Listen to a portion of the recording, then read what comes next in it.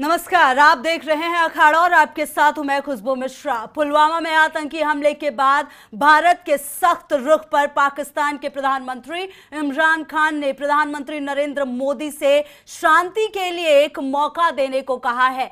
साथ ही ये आश्वासन दिया है कि वो अपने शब्दों पर कायम रहेंगे। इमरान ने कहा कि अगर भारत पुलवामा हमले पर पाकिस्तान को कार्रवाई करने योग्य सबूत देता है तो वो तत्काल कदम उठाएंगे। यानी विश्व बिरादरी में किरकिरी होने के बाद भारत के सख्त कदम उठाने के अंदेशे के बीच पाकिस्तान बैकफुट पर है। पाकिस्तानी पीएम ने अपने तेवर बदल लिए हैं। जवाब देने वाले अब आतंक के खिलाफ लड़ाई में अपनी जिम्मेदारी की बात करने लगे हैं और दोगली चाल चलने वाला पाक अब गिड़गिड़ाने लगा है। पर बार बार दोस्ती में धोखा देने वाले पर भारत क्यों भरोसा करे? शहादत का बदला लेने के लिए पाक के कदम पर कितना यकीन किया जाए? अभी तो ये अंगड़ाई है और आगे और लड़ाई है, और इस लड़ाई में जनता जवाब ही चाहती है, भले ही गिड़गिड़ाया हो पाकिस्तान।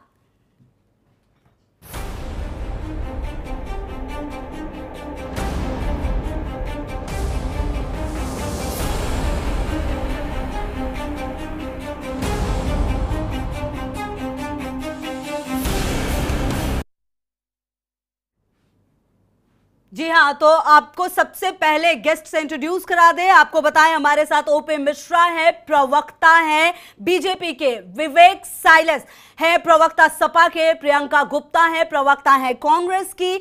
मेजर आशीष चतुर्वेदी हैं और अफरोज मलिक हैं, राजनीतिक विश्लेषक हैं। साथ ही साथ रामदेव सेंगर है, रिटायर्ड कर्नल हैं। आप सभी का बहुत बहुत स्वागत। सबसे पहले ओपी मिश्रा जी, आपके पास आना चाहूंगी।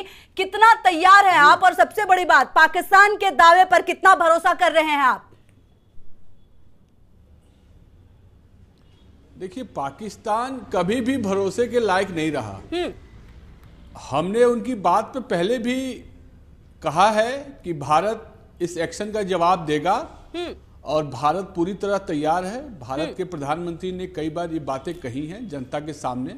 इतने जोरदार तरीके से अब तक किसी प्रधानमंत्री से ने नहीं कहा है, जिसका नतीजा है कि पाकिस्तान वहाँ घबराया हुआ है, अगल बगल झांक रहा है, उनको कोई रास्ता नहीं सूझ रहा है। और भारत किसी भी दृष्टिकोण से इस सैनिक पे जो हमला हुआ है, हमारे जो अर्धसैनिक बलों पे हमला हुआ है जी, इसका जवाब देगा। ठीक है। और पाकिस्तान घबराया हुआ वो साफ नजर आ रहा है। पाकिस्तान घबराया हुआ है, साफ नजर आ रहा है निश्चित तौर पर, तब जाकर उन्होंने ये कदम उठाए। ठीक है ओपी मिश्रा जी, वापस आऊंगे आपके पास। हमारे साथ प्रियंका जी जुड़ी हुई हैं, प्रवक्ता है कांग्रेस की। प्रधानमंत्री मोदी के बाद ये हालात देखने को मिल रहे हैं पाकिस्तान के इससे पहले ये हालत कभी देखी थी प्रियंका जी इतने सालों में?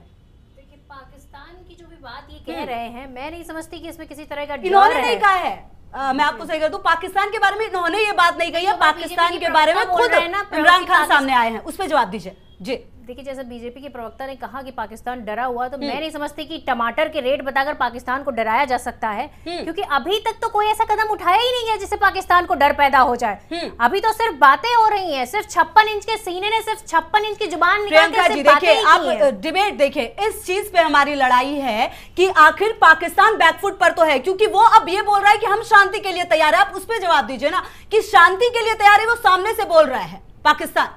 देखिए, मैं नहीं समझती कि पाकिस्तान कभी इस तरह की जो है बात पर विश्वास करना चाहिए। हमें पूरी तरह से तैयार रहना चाहिए और हमें जवाब देना चाहिए। जो हमने 44 अपने जो जवान खोए हैं उसका बदला हमें लेना ही चाहिए। और इसलिए पूरी जनता को एक ही आस है हमारी गवर्नमेंट से कि वो अपना जवाब मांग रही है। ठीक है, जवाब मांग रही है, शांति जवाब देंगे। ठीक है प्रियंका जी, वापस आऊंगी आपके पास। विवेक साइलेस है, प्रवक्ता है सपा के। क्या लगता है पाकिस्तान के इस बातों पर कितना भरोसा किया जा सकता है? देखिए, पाकिस्तान एक ऐसा देश है जिसने पहले भी कई दावे कई वादे किए हैं, लेकिन अक्सर पीठ पे छुरा बुकने का काम करता है। लेकिन पाकिस्तान की ये हालत तो देखने लायक है। विवेक जी, मना तो नहीं करेंगे आप इससे? जी बिल्कुल। देखिए, आज भारत की 130 करोड़ की जनता प्रधानमंत्री मोदी की तरफ बहुत आशा से देख रही है, आस लगा के बैठी है। और उन करीब करीब 50 शहीद हो चुके हैं हमारे, उनका बदला कब लिया जाएगा? इतिहास गवाह है कि पाकिस्तान हमेशा पीठ पे छुरा भोगने का काम किया है। लिहाजा पाकिस्तान पे कहीं in any stretch of imagination भरोसा नहीं किया जा सकता है, किसी स्तर पे विश्वास लायक नहीं है। इतनी बार धोखा खाने के बाद क्या हिंदुस्तान दोबारा पाकिस्तान पे विश्वास करेगा? ये हिंदुस्तान की सबसे बड़ी भूल होगी। अगर आपने देखा होगा 1948 में क्या हुआ, 1965 में क्या हुआ, 71 में क्या हुआ, 1999 में क्या हुआ। 1971 में तो पाकिस्तान के 2 टुकड़े हो गए थे, उसके बाद शिमला एग्रीमेंट हुआ, वाटर ट्रीटी साइन हुई, लेकिन हर बार 1999 में भी पाकिस्तान ने ट्रीटी साइन की थी, लेकिन उसके बाद भी हिंदुस्तान को धोखा देने का काम किया। ठीक है, 26/11 देख लीजिए, उरी देख लीजिए, पठानकोट देख लीजिए, हर जगह पाकिस्तान ने धोखा दिया। देखिए विवेक जी, ये तमाम बातें तो सामने आई हैं, लेकिन जिस प्रकार से बैकफुट पर पाकिस्तान है, इस तरह की जो विश्व स्तर पर आप देखिए पाकिस्तान की जिस तरह से किरकिरी हो रही है, इससे पहले ये हालात कभी दिखे नहीं। मैं वापस आपके पास आऊंगी, हमारे साथ रिटायर्ड कर्नल रामदेव सेंगर भी जुड़े हुए हैं। सर देखिए कर्नल साहब, जिस प्रकार की स्थिति पाकिस्तान दिख रहा है अभी फिलहाल, आप किस तरह से देखते हैं और भारत को कितना भरोसा करना चाहिए पाकिस्तान पर? देखिए जी, ये डिस्कशन काफी बार हो चुका है। मैं ये कहना चाहूंगा कि पाकिस्तान पर भरोसा अगर करेंगे तो फिर धोखा खाएंगे। ठीक है, क्योंकि मेरा ये मानना है कि जितनी बार पाकिस्तान ने आतंकवादी हमला किया है और हर बार हमने उसको कोई ना कोई सबूत दिए हैं। जब हमने पठानकोट में उनकी एजेंसीज को बुला करके सबूत दिए हैं, उनके लिए सबूत नाकाफी थे। अब ये देखिए, जब जैसे मोहम्मद ने इसकी जिम्मेवारी ले ली और जो उनका सरगना वहां पर बैठा हुआ है, जब जिम्मेवारी वो ले रहा है, उनके हथियार मिल रहे हैं, उनका निर्मित कारतूस मिल रहे हैं, उनके निर्मित सामग्री मिल रही है, उनके आई कार्ड मिल रहे हैं, उनके वोटर कार्ड मिल रहे हैं, सारे तरह की वो सबूत मिल रहे हैं, हम उनको बार बार मुहैया करा चुके हैं। लेकिन जैसा आपने कहा कि स्थिति में जो परिवर्तन आया है, इसको मैं भारत सरकार की तरफ से योजनाबद्ध तरीके से काम की बात कहूं या लोगों का जो गुस्सा है, सारी पार्टियों का प्रेशर है, इलेक्शन भी सर के ऊपर है, अब ये बातचीत हो रही है, इसका एक्शन होगा या नहीं होगा ये मैं नहीं कह सकता हूं, क्योंकि मुझे नहीं लगता है कि हिंदुस्तान जो है कोई एक्शन करने जा रहा है। मैं फिर रिपीट करता हूं कि मुझे नहीं लगता है कि हिंदुस्तान कोई एक्शन करने हाल फिलहाल जा रहा है। उसका कारण बताता हूं मैं। मैडम, इमरान खान एक आदमी का नाम है जो कि मुखौटे के तौर पर वहां पर कुर्सी पे बैठा हुआ है। बाजवा साहब सरकार चला रहे हैं, ISI सरकार चला रही है। आपको मैं एक चीज बता दूं कि 7 तारीख को, जब 14 तारीख को अटैक हुआ, 7 तारीख को उनकी आर्मी को मोबिलाइजेशन का ऑर्डर मिल चुका था और 7 उनकी भावलपुर से आर्मी इकट्ठे होने में, बॉर्डर में आने में करीब 4-5 दिन लगते हैं। 12-13 तारीख को जब उनकी आर्मी वहां पर बैंकरों में आ गई और 14 को ये अटैक होता है, इससे ये जाहिर होता है कि एक प्री प्लान्ड आइडिया था और प्लान्ड आइडिया के बाद जो उन्होंने किया है, दे आर रेडी, वो बिल्कुल तैयार हैं। और जो विश्व बिरादरी की आप बात करते हैं बार बार, विश्व बिरादरी कुछ नहीं कह रही है, हमला किया है। अब UN की बात करते हैं, UN ने पाकिस्तान का नाम नहीं लिया, जैसे मोहम्मद का नाम लिया। एक जनरल स्टेटमेंट जो मैं देता हूं कि भाई अगर इस पड़ोसी के ऊपर हुआ है तो कार्रवाई होनी चाहिए। ठीक है सर, आपके पास वापस आऊंगे। हमारे साथ मेजर आशीष चतुर्वेदी भी जुड़े हुए हैं। क्या लगता है मेजर साहब, पाकिस्तान एक ऐसा देश जिसने आतंक को अपनी गोद में बिठा रखा है, कितना सही होगा पाकिस्तान की इन बातों पर यकीन करना? भारत का अगला कदम क्या होगा? कर्नल साहब तो सीधे बोल रहे हैं कि कोई एक्शन नहीं होने वाला है, आपको क्या लगता है? देखिए, पहली बात जहां तक ये सवाल है कि पाकिस्तान क्या करेगा, मुद्दा ये है ही नहीं कि पाकिस्तान क्या करेगा, मुद्दा ये है कि भारत क्या करेगा, है ना। हम पाकिस्तान की तरफ ना देखें वो क्या कह रहा है, क्योंकि जो भी स्टेटमेंट आते हैं वो डर से कम और एक स्ट्रैटेजी के तहत ज्यादा आते हैं। उनको ऑलरेडी इमरान खान को बताया गया होगा कि कब बोलना है और क्या बोलना है। ठीक है, तो वो इमटेरियल है कि वो क्या बोल रहे हैं, वो हमले की बात कर रहे हैं या वो शांति की बात कर रहे हैं, वो बेमाने हैं। हमें ये देखना है कि हमें क्या करना है। आज देश जो है वो सरकार की तरफ देख रहा है कि वो क्या फैसले ऐसे लेने वाली है डिप्लोमेटिक स्तर पे, या सेना की ओर से कैसे ऐसे डिसीजंस लिए जाएंगे। ठीक है, जहां तक सवाल आता है कि सेना क्या फैसला करेगी या नहीं, इस पे कुछ अनुमान ही लगाया जा सकता है। सर्जिकल स्ट्राइक अगर देखा जाए तो स्ट्रैटेजिकली इस वक्त वो समय नहीं है कि कोई इस तरीके की सर्जिकल स्ट्राइक की जाए, क्योंकि सर्जिकल स्ट्राइक तो सरप्राइज पे डिपेंड करती है, और अब सरप्राइज तो है नहीं, पाकिस्तान तो इंतजार ही कर रहा है कि कुछ करेंगे हम। तो वो चीज़ तो इस वक्त जो है वो बेमायने हो रही है, उसका कोई मतलब नहीं रहेगा।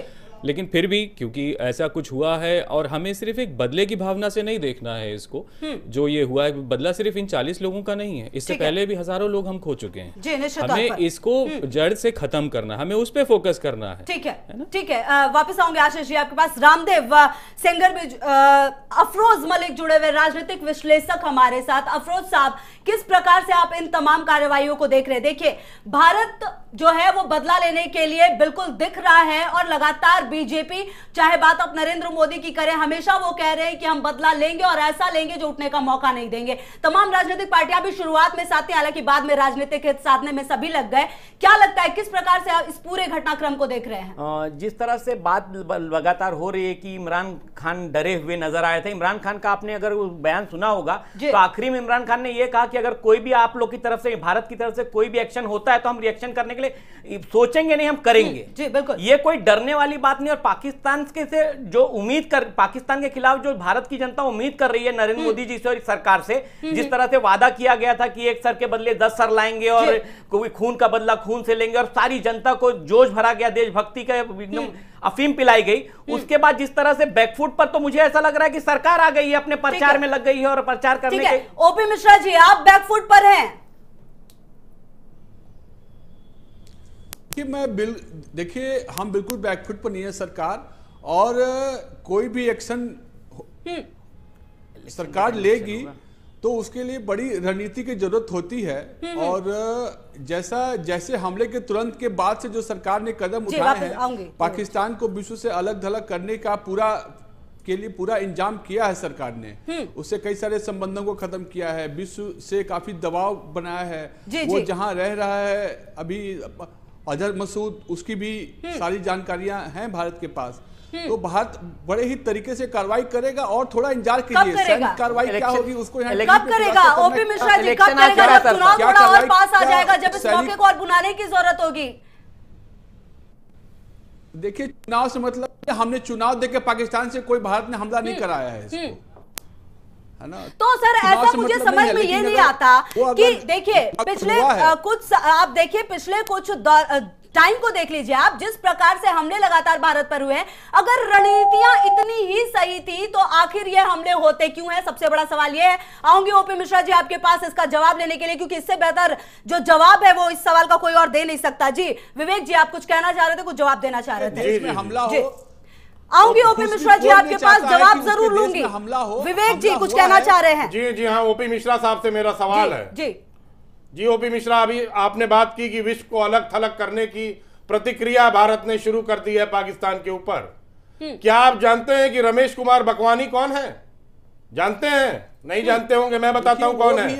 रमेश कुमार बकवानी, सुन लीजिए मेरी बात। रमेश कुमार बकवानी तहरीक इंसाफ के मेंबर ऑफ पार्लियामेंट हैं, जो कि इमरान खान की पार्टी के हैं। वो हिंदुस्तान में शनिवार के दिन क्या कर रहे थे, मुझे ये बता दीजिए। आप लोग एक तरफ कहते हैं पाकिस्तान को अलग कर दें, और इमरान खान की पार्टी के मेंबर ऑफ पार्लियामेंट को बुला के उसके सामने रेड कार्पेट दिखाते हैं।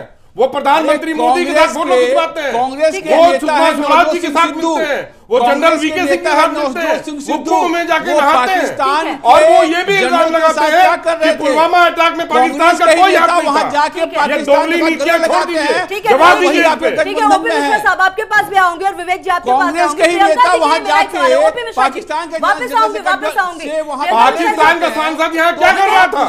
जवाब दें आप हमको। देश में ही गद्दार बैठे हैं। ठीक है ओपी मिश्रा जी और विवेक जी, आपके पास आऊंगे। मेरा एक सवाल है, देश के आपको क्या करते हैं? इससे बड़ा अपमान हो ही नहीं सकता है कि जिन लोगों ने सेना को मारा, जितने लोग शहीद हुए, उन्हीं की पार्टी के member of parliament red carpet बिछाते हैं। आपका सवाल पहुंच गया ना, जवाब देंगे सर आप जब शांत हो जाओगे तभी। ओपी मिश्रा जी आपसे जवाब जरूर लूंगी मैं। मेरे पास प्रियंका जी के लिए एक सवाल है। प्रियंका जी, आप केशव प्रसाद मौर्य को जानती होंगी, अपना दल के अध्यक्ष हैं। आज उन्होंने क्या कहा आपने सुना है? उन्होंने कहा कि किसी को भी, मतलब भाजपा को और बीजेपी को हराने के लिए किसी को भी वोट देना पड़े तो दे दो, पाकिस्तान का भी प्रत्याशी हो तो वोट दे दो। किस तरह से देखती है? जवाब दीजिए इसका।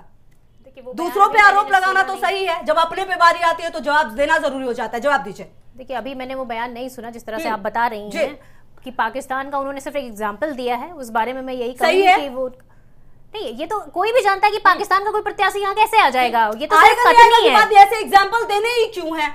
देखिए, मैं उनकी बात नहीं करूंगी, लेकिन मैं अपने प्रधानमंत्री से तो ये सवाल पूछूंगी ना कि आपने अगर पाकिस्तान प्रियंका जी देखिए, प्रधानमंत्री से सवाल करना बहुत आसान है और निश्चित तौर पर पूरा देश वो हमारे सवाल देश के प्रधानमंत्री दी गई है, उन्हीं से सवाल करूंगी। प्रियंका जी, जिम्मेदारी सबकी बनती है, हर कोई बनती है जिम्मेदारी, जो भी राजनीतिक पार्टी है उसको भी अभी विवेक सवाल उठा रहे थे ना किसी एक पार्टी के लिए, तो मैंने वो सवाल इसलिए आपसे पैरेलली किया कि इस तरह की बातें तो हर पार्टी से होती है। विवेक जी, आप चाहे कुछ बोल लें। पाकिस्तान का सांसद यहाँ घूम रहा है। अफरोज मलिक साहब कुछ कहना चाह रहे थे। विवेक जी, आऊंगी वापस।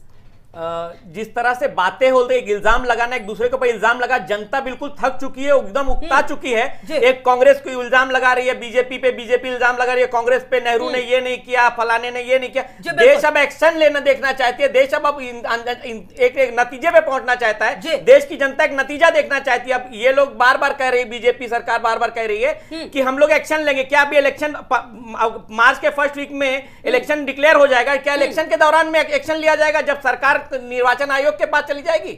ठीक है, सवाल बिल्कुल जायज है। निश्चित तौर पर देखिए, जवाब लेना तो हम सब चाह रहे हैं। कर्नल साहब, क्या लगता है कि सरकार की, देखिए सर, ऐसा तो हो नहीं सकता कि यहां पे बैठ के हम एक डिस्कशन कर रहे हैं और जो जनता है चाहे उसमें बहुत ज्यादा गुस्सा है, ऐसा होगा कि नहीं सरकार सर इस पे फैसला लेगी और जो सेना है वो इस चीज पर फैसला लेगी कि हमें कब एक्शन लेना है। सेना अपनी रणनीति के तहत ही आगे बढ़ेगी ना सर।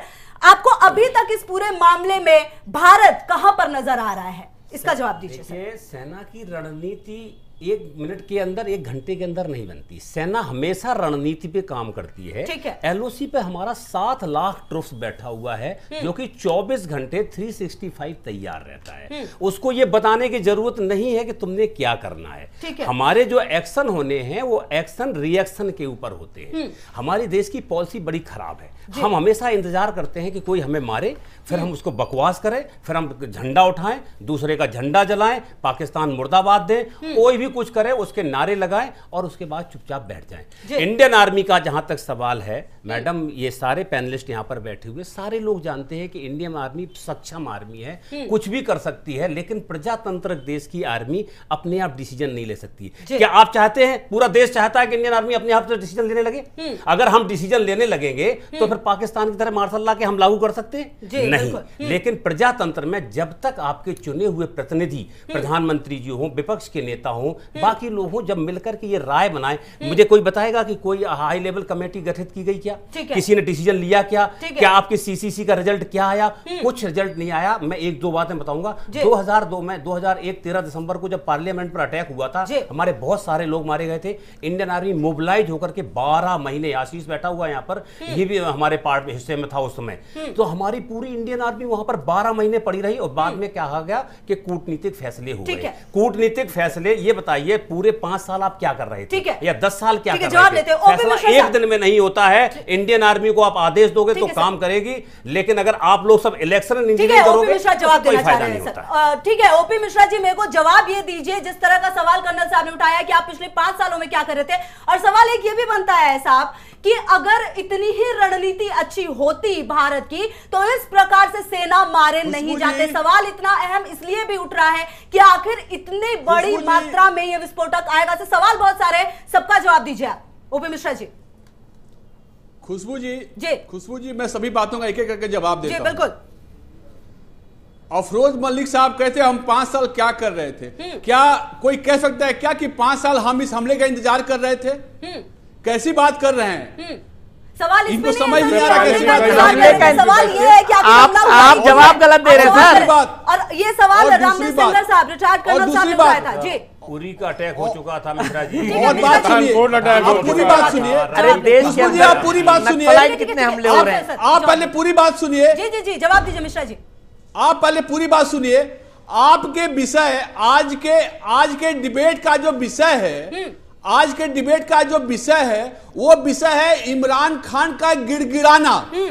तो इमरान खान का गिड़गिड़ाना क्यों है? ये शब्द गलत है। पाकिस्तान का प्रधानमंत्री क्यों गिड़गिड़ा रहा है कि हमें एक मौका और दो, और हमारा प्रधानमंत्री कह रहा है कि हम कोई मौका नहीं देंगे। प्रधानमंत्री प्रचार में लगे हुए हैं, प्रचार में लगे हुए, रैलियां कर रहे हैं, हमारे ऊपर कोई असर नहीं है, और आपने जो किया है उसकी सजा आपको मिलेगी। और दूसरी बात, कोई कमिटी, हमने जब सर्जिकल स्ट्राइक किया पाकिस्तान में तो कोई कमिटी नहीं बनाई थी, हम कोई रणनीति को यहाँ टीवी पे डिस्कस नहीं करते और भारत सरकार उसको टीवी के थ्रू आप तक नहीं पहुंचाना चाहती है। ठीक है, पाकिस्तान ने जो किया है उसकी सजा जरूर मिलेगी और बहुत जल्द टीवी पे लाइव दिखा रहे थे सर। तो आप अपने प्रधानमंत्री पे विश्वास कीजिए कि आप पाकिस्तान को सवाल है आपके लिए, सुनिए आप सवाल सुनिए, जवाब रही बात कांग्रेस की। अभी तक पाकिस्तान को आपने आतंकवादी देश क्यों नहीं घोषित किया? अभी तक आपने कोई व्यापार क्यों नहीं बंद किया? आप ये बताइए, अजीत डोभाल के बेटे जो व्यापार कर रहे हैं, रामदेव जी को जो व्यापार कर रहे हैं, सवाल जायज है, बिल्कुल ओपी मिश्रा से सवाल जायज है। प्रियंका जी हम सिर्फ बातें कर रहे हैं, प्रियंका जी आपका 10 सालों तक शासन था। ये सवाल ओपी मिश्रा से जायज है, लेकिन ऐसा तो आप सुनेंगे नहीं बात। 7 सालों में आतंकवादी, अरे प्रियंका जी बात नहीं सुनेंगे। आतंकवाद किस कदर बढ़ा है? खुशबू जी, खुशबू जी हमारी लड़ाई, अरे खुशबू जी जवाब लीजिए, खुशबू जी जवाब लीजिए, ज्यादा संख्या में मारे जा रहे हैं। प्रियंका जी अरे खुशबू जी जवाब लीजिए, पाकिस्तान आज का कोई आतंकवाद समय पर खुशबू जी जवाब लीजिए।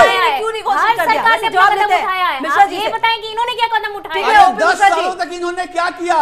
हमने जो किया वो पूरी जनता ने देखा है। इनसे आप 10 बताइए सालों तक क्या इन्होंने किया आपने? कहना चाह रहे हो इन्होंने मिश्रा क्या जी, किया? वापस आऊंगी आपके पास, वापस आ रही हूं अरे आपके पास। सुनिए, खुशबू सुनिए, 10 सालों तक इन्होंने क्या किया? बड़ी राष्ट्रीय जब पार्टियों के गुजरात में प्रवक्ता चुनाव जी हो जरा रहा ध्यान था, से सुनिए जी, कि अगर खुशबू जी कांग्रेस जब ने कोई गुजरात कदम में ठीक से चुनाव नहीं हो रहा उठाए, था, ओपी मिश्रा जी, ओपी मिश्रा जी आपके पास खुशबू वापस जी आऊंगी। जब कर्नल गुजरात में साहब कुछ चुनाव कह हो रहे रहा हैं था सर। तो पाकिस्तान ओपी मिश्रा जी के राजदूत लगातार के साथ बोलते बैठ के रहेंगे, कांग्रेस के समझ नहीं नेता आएगा। ये पॉलिसी है, भाजपा की पॉलिसी है। कैसे हराएं? इनका नेता वहाँ पाकिस्तान में जाके इमरान खान के शपथ ग्रहण समारोह में गया था और वहाँ जाके जनरल के हाथ में क्या आया? वो कांग्रेस वाले क्या कहेंगे? वो कभी जरूरत नहीं आ पड़ी, वो भी क्या जानते हैं, पूरा देश हमारा जानता है कि किस प्रकार से हमने साथ खट्टे किए थे पाकिस्तान हाँ, को। सुन लिया मिश्रा जी, बात हो गया। ओपी मिश्रा जी, शांत हो जाइए। ओपी मिश्रा जी वापस आऊंगी आपके पास, जवाब लूंगी सर। बहुत सारे सवाल है ओपी मिश्रा जी, ऐसे हड़बड़ाइए मत सर, बहुत टाइम है अभी, आऊंगी आपके पास। जवाब नहीं ले रहे, ठीक है, आप जवाब नहीं ले रहे। जवाब दे रहे हैं इंसर्जेंसी आप जवाब लीजिए, आप ये कहकर के जवाब होने के लीजिए। बाद सारी कांग्रेस के सरकारों लोग ने जो बोल एक्शन रहे लिए हैं, हैं। आप उसकी और जवाब जब लीजिए। शुरू और पूरा जवाब लीजिए आप। 95-96 के दशक में इंसर्जेंसी ये कांग्रेस वाले तकरीबन एक्सपोज खत्म हो होने के जाएंगे, कगार पर ये आ गई एक्सपोज हैं। थी, लेकिन ये- सरकारों के प्लान ये इस तरह से कांग्रेस बने पार्टी उन्होंने बिल्कुल उनको फैसला एक्सपोज दिया, है भारत उनको में। इनके नेता सहयोग किया और वहां की पाकिस्तान आवाम जो के हमारे नेतृत्व साथ बिछुड़ में गई और भाजपा हम को उसका हराने की रणनीति संभाल नहीं बनाते पाए। हैं। अगर जहां तक ओपी मिश्रा जी कह रहे हैं, आप कह रहे हैं, पैनलिस्ट कह रहे हैं कि कांग्रेस ने क्या किया, ऑफ कोर्स कांग्रेस के ने कुछ नहीं किया था। तभी मोदी जी ने कहा था कि 10 सिर लाएंगे, इंसर्जेंसी को खत्म कर देंगे, और कांग्रेस ने काम नहीं किया था मिश्रा जी, इसलिए कांग्रेस 44 पर आ गई थी। जी बिल्कुल, और इस देश की जनता ने कांग्रेस को सबक सिखा दिया था आपके कहने पर कि पाकिस्तान को मारेंगे, 10 सिर लाएंगे, तमाम तरह की आपने बातें की, और कांग्रेस का यह हस हुआ कि कांग्रेस अपोजिशन में भी नहीं आ पाई। आप क्या चाहते हैं, आपका भी ये हस रहो?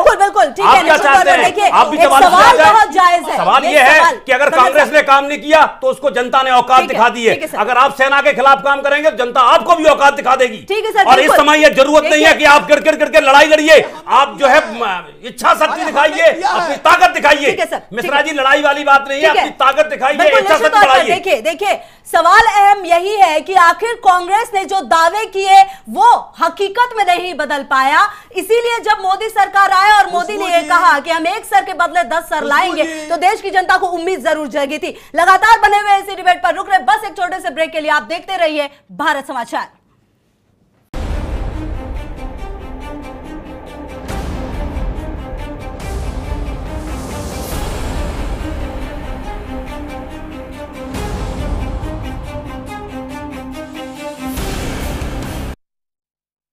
ब्रेक के बाद आपका स्वागत है। आप देख रहे हैं अखाड़ा और सारे मेहमान मेरे साथ बने हुए हैं। सवाल अहम यही है कि आखिर कब जवाब होगा और जो पाकिस्तान ने बातें कही हैं उस पर कितना यकीन किया जाए। ओपी मिश्रा साहब, मैं आपके पास आ रही हूं। मिश्रा जी देखिए सर, सबसे बड़ा सवाल यही है कि आखिर पाकिस्तान ने जो बातें कही हैं, आप ये कह रहे हैं कि हम उस बात पर डिबेट कर रहे हैं आज, लेकिन मेरा सवाल सीधा यही है कि इतने सालों के बाद भी पाकिस्तान को आप पूरी तरह से बैकफुट पर लाने में कामयाब क्यों नहीं हुए, जबकि यह तय है, जिम्मेदारी सामने से ली जा रही है, उसके बावजूद भी सबूत की कमी पड़ रही है क्या?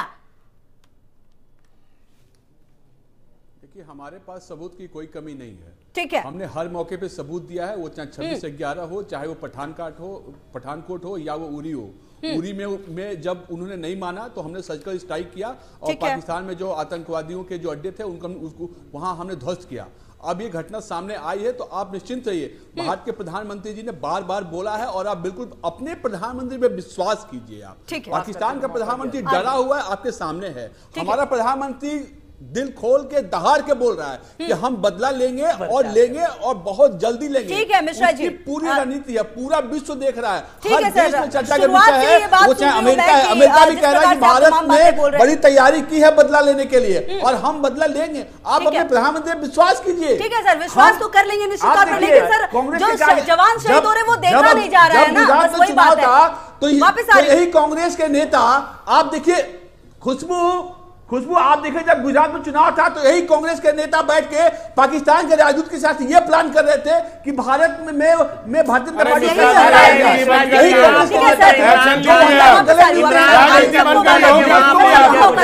पार्टी टीवी पे अलग बात करते हैं और देश में क्योंकि भारतीय जनता पार्टी इसको जवाब दे सकती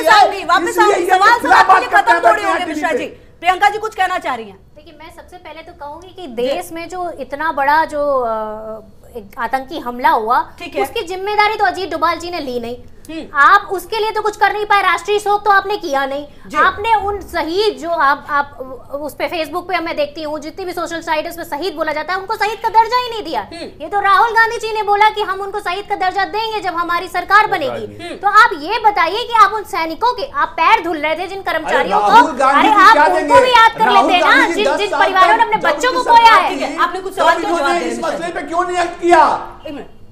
राहुल गांधी जी 10 साल तक आपकी सरकार थी, आपने क्यों नहीं किया उसके ऊपर? 10 साल तक इतनी शहादत नहीं हुई थी। आप ये बोलिए 10 साल तक इतनी शहादत कश्मीर में सबसे बड़ी समस्या है। आप हुर्रियत को उस पार्ट का हिस्सा आज हमारा सवाल ये नहीं है, सवाल क्यों कर रहे हैं? राहुल गांधी तो हज में फेल है। वो एक केजी के बच्चे की तरह बात करते हैं। राहुल गांधी आपको कौन फेल है, कौन पास है? राहुल गांधी फेल है, कांग्रेस फेल थी, तभी आप आए थे सरकार में। आप ये क्यों हमें बताने लगते हैं? हमें पता है ना कि फेल थे, तभी वापसी आए हैं। तो हम एक मिनट मिश्रा जी, सवाल ये नहीं है सर कि एक शहादत हो रही है, 50 शहादत हो रही है। सवाल है जिसने ये किया है, पाकिस्तान के आतंकवादियों को, पाकिस्तान के आतंकवादी कहना चाह रहे ऑल आउट चलाया। हुर्रियत को किसने बाहर किया? अरे सर, आपके पास 5 साल मौका था हुर्रियत को बैन करने के लिए। अरे हुर्रियत को हम नहीं मानते पार्टी, हमने मना किया था, वो पाकिस्तान के साथ बात करने के लिए आया था। सर, जब तक जमा तब तक आप हुर्रियत के साथ सरकार बनाकर रोटियां सेक रहे थे वहां पर, और जरूरत के साथ सरकार आप नहीं, हुर्रियत हमारे साथ कभी नहीं रही है। सरकार पढ़ा रहे हैं, देश की जनता को पढ़ा रहे हैं। प्रियंका जी, ओपे मिश्रा जी, जमहूरियत पे विश्वास नहीं है। मेजर साहब देखिए,